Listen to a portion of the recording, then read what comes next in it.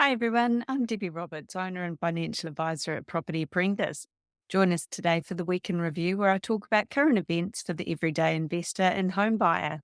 Our topics for this week: topic number one from RNZ on the 11th of February, pre-wave of property investors start to appear.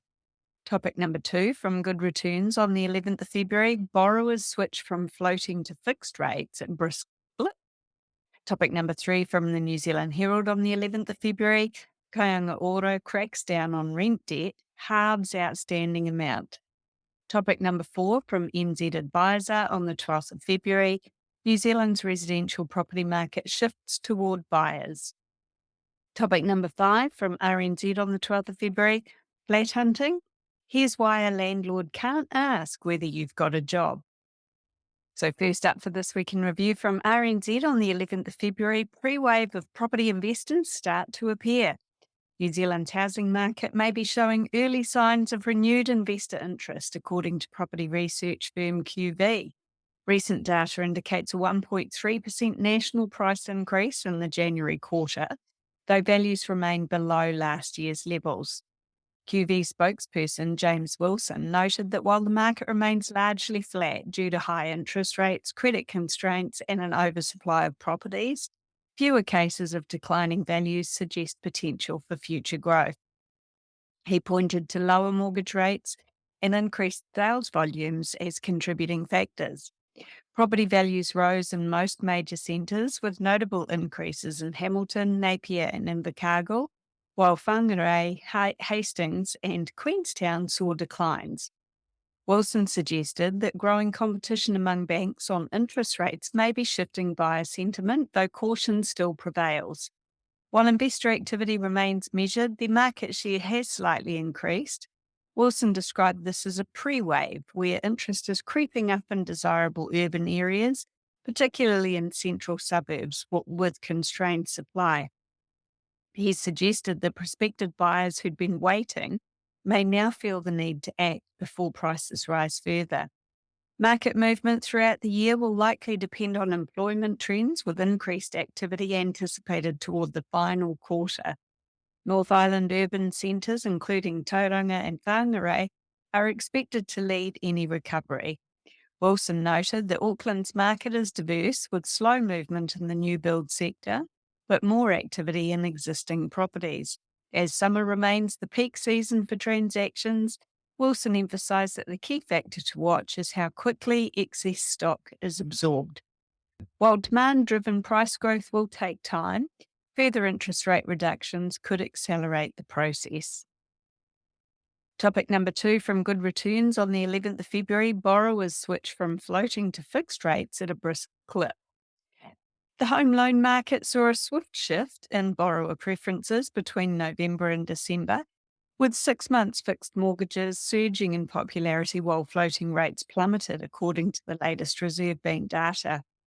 Among owner-occupiers, the share of new 6-month fixed loans jumped from 15.3% in November to 38.1% in December, a record high since data collection began in 2021. This accounted for $2.375 billion of the $6.237 billion in new loans, which is a 17.3% increase. Meanwhile, floating rate loans dropped sharply from 45.5% down to 23.5%. Short-term borrowing dominated the market, with floating and fixed terms of up to 1 year making up 90.1% of new owner-occupier mortgages, while loans of 18 months or longer comprised just 9.9%. Residential investors followed a similar trend, with floating rate loans decreasing by 25.9% to a 24.8% share. 6-month fixed terms accounted for 44.2% of investor lending. That's an increase from 13.9% in November and also a new high. Total new residential lending rose to $8.9 billion in December, up 17.4% from November and 37.6% from December 2023. Fixed rate loans made up 75.7% of new lending, reflecting a 23% month-on-month increase. Overall, lending across residential, business and agricultural sectors reached $13.6 billion in December, which is a 24% increase from the previous year. Business lending saw the most significant drop, declining by $1.1 billion, down to $2.4 billion, which is a 23.8% decrease in November. Not surprising when you see the economic climate that we're in at the moment. And the shift towards 6-month fixed loans followed the Reserve Bank's November decision to cut the OCR to 4.25%, with further reductions expected. Economists predict 2 additional 25 basis point cuts, bringing the OCR to 3.5% by year end. In response, major banks, including Westpac, have already lowered fixed interest rates, with Westpac reducing its 3-year rate to 4.99%.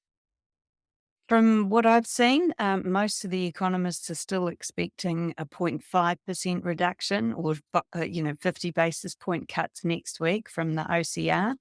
But time will tell. There's also an argument to be had for a 25 basis point cut or a 75 basis point cut. We'll see what happens on Wednesday next week. If you'd like to learn more about investing in property, join me at one of our free events called How to Succeed with Property Investing. I'll discuss strategies for successful investing from my perspective as a financial advisor and experienced investor, and these events are available live online.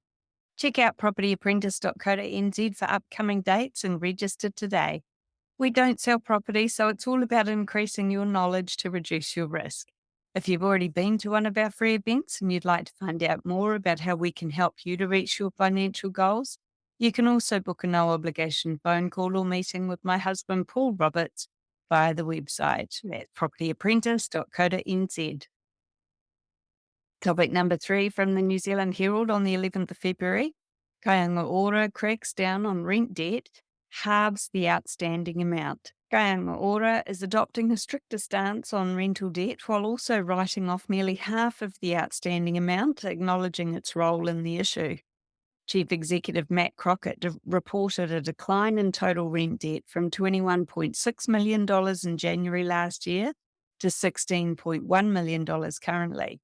However, progress has been slower than desired, prompting a policy change that limits rental arrears to a maximum of 12 weeks. Under the new approach, Kāinga Ora will intervene as soon as a payment is missed, which follows standard practice for most property managers. Tenants who make efforts to repay will receive support, but those who fail to engage or skip payments risk eviction through the tenancy tribunal. Currently, about 3% of tenants own more than 12 weeks' rent, with the highest individual debt exceeding $40,000. That's ridiculous that they're still allowed to stay in a state house. And to address long-standing arrears, Kāinga Ora will forgive approximately $8.3 million of the $16.1 million owed, reducing balances for tenants actively repaying their debts. This move reflects a pragmatic approach, as much of the debt was deemed unlikely to be recovered. The agency attributes part of the problem to its previous leniency, particularly during the pandemic when rent collection efforts were scaled back in response to government policies. Since most tenants pay income-related rent, which is capped at 25% of their income and set by the Ministry of Social Development, debts often rise from missed reviews or incomplete documentation. Crockett emphasised that collecting debt while tenants remain in their homes is significantly easier than pursuing it after termination, reinforcing the importance of early intervention and financial clarity. Topic number 4 from New Zealand Advisor on the 12th of February, New Zealand's residential property market shifts towards buyers. The latest NZHL property report by Tony Alexander highlights an active first home buyer market, declining investor interest, and a shift towards stable pricing trends favouring buyers. Auction attendance has dropped, with only a net 10% of agents reporting increased participation. It's down from 27% in November and the weakest since July last year. In contrast, open home visits have surged, with 45% of agents noting higher turnout, which is an increase of 28% from 2 months ago. And that's unsurprising, to be fair, because 2 months ago it was Christmas. For the first time since September, more agents are reporting price declines rather than increases. However, with a net negative 5% view on pricing, an improvement from May's negative 55%, the market appears to be stabilising. First home buyers remain active, though agent reports of increased activity have dipped from 57% to 48%. Investor interest continues to weaken, with only 12% of agents seeing more investors. That's a sharp drop from 36% 2 months earlier. Tax changes and rising costs are key deterrents. Fewer agents are seeing inquiries from overseas buyers, continuing a trend since 2021. However, property appraisal requests are climbing, with 65% of agents noting increased inquiries, suggesting more homeowners are considering selling. Securing financing remains a top concern for 48% of buyers, though pressure has eased since late 2021. Employment worries have risen in 2024, reflecting broader economic uncertainty. Interest rate concerns have diminished, but still linger for some buyers. Investor listings are up slightly, with 23% of agents reporting more properties being put on the market. However, with expectations for price increases weakening, investors are approaching the market cautiously. The report underscores a buyer-friendly property market shaped by shifting price trends, fluctuating buyer and investor activity, and ongoing economic concerns. My opinion, buyer's market, 100%. Get out there and start negotiating. Just make sure that you're buying the right sort of property for your financial position. And if you're not sure what that is, come along to one of our free events and we'll give you some tips. Topic number 5 from RNZ on the 12th of February, flat hunting. Here's why a landlord can't ask whether you've got a job. Now, this article here is also, in my opinion, particularly good for landlords to know, okay? Because otherwise you could find yourself in hot water. Renters searching for a new home this year should be aware that landlords cannot ask about their employment, spending habits, or relationship status. The Privacy Commissioner's Office has updated its rental market guidelines to reinforce tenant privacy rights. Privacy Commissioner Michael Webster highlighted the pressure that tenants, especially students, face when securing a rental, which can lead to unnecessary disclosure of personal details. He warned that providing too much information can give others undue control over private data. Similarly, landlords eager to fill vacancies may over-collect details, risking privacy breaches and data mismanagement.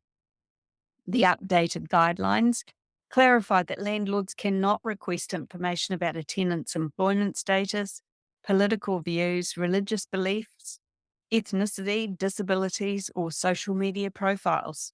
However, in some cases, relevant details such as a disability affecting tenancy management may be required after a lease begins.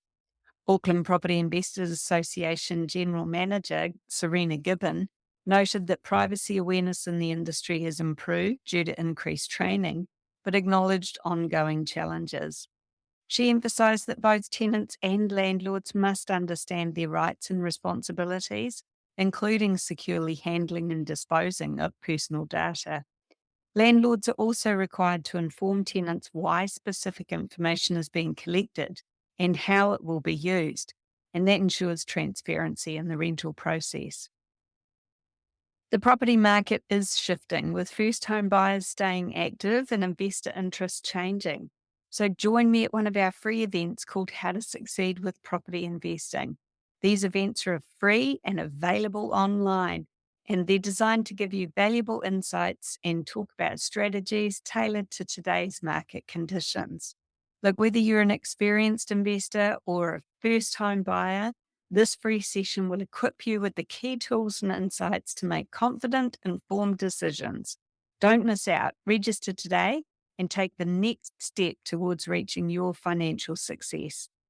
In our free events, I'll also tell you more about how we can help our clients to achieve their investing goals. So if you're interested in finding out more about what we do, go to propertyapprentice.co.nz today and sign up for one of our free events.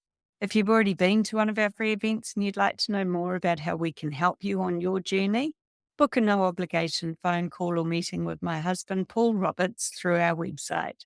That's propertyapprentice.co.nz. Thanks for listening. Hey there, want to stay on top of the latest property news and trends? Subscribe to the Property Apprentice podcast for weekly updates that will help you to navigate the market like a pro. We cover everything from insider tips to expert interviews, so you'll always be in the know. And don't forget to ring the bell and hit that subscribe button here on our YouTube channel for even more helpful content to boost your property journey.